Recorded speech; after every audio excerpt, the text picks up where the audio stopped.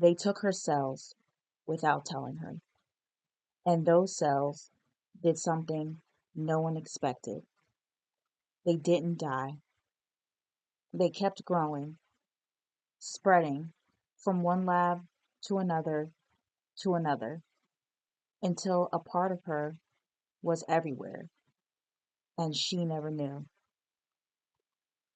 Her name was Henrietta Lacks. She wasn't famous. She wasn't wealthy. She was a mother, a woman living a normal life in a time that made even that difficult. Life wasn't easy. Work was constant. Responsibilities never stopped. But she did what so many people did. She kept going,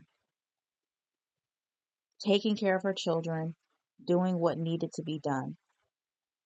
There was nothing about her life that suggested she would become part of history. Then one day, something felt wrong, a pain. Not sudden, not overwhelming, but persistent. Something she couldn't ignore anymore. At first, she kept going because life didn't pause, but the pain stayed.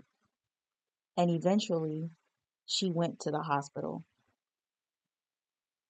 The hospitals were segregated, separate spaces, separate care, and she was admitted to the section meant for Black patients. Doctors examined her, ran tests, looked for answers, and then they found something, a tumor. She had cancer. But what happened next, she was never told. During her treatment, doctors took samples of her cells, small pieces, taken quietly. No conversation, no explanation. And when she died, they took more. No permission, no moment where she said yes, just taken. What they found changed everything. Her cells were different. They didn't die. They didn't stop growing. They multiplied again and again, endlessly. Something scientists had never seen before. At first, they stayed in one lab, then another, then another. They were shipped, shared, studied, passed from scientist to scientist, from city to city, from country to country, until her cells were everywhere. Eventually, they weren't just shared, they were packaged, distributed, sold.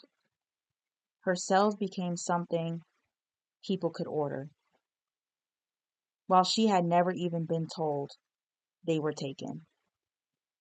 Scientists use them for everything: research, testing, experiments. They became one of the most important tools in modern medicine. Her cells were exposed to radiation, used to test toxins, sent into space to see how the human body would react, all from cells taken without her knowing. There was just one problem. Her cells didn't just grow, they spread so aggressively that they started taking over other experiments. Scientists thought they were studying one thing, but they weren't. They were studying her cells without even realizing it. Entire research projects overrun by something taken from one person. And while all of this was happening, her name wasn't even known. Scientists used fake names: Helene Lane, Helen Larson, anything to avoid using her real identity. For decades, her family didn't know. No one told them until one day they were contacted, asked to give blood without fully understanding why.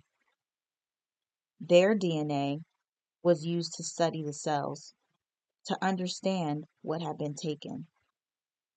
Imagine learning that your mother's cells are everywhere, and now part of you is being studied too.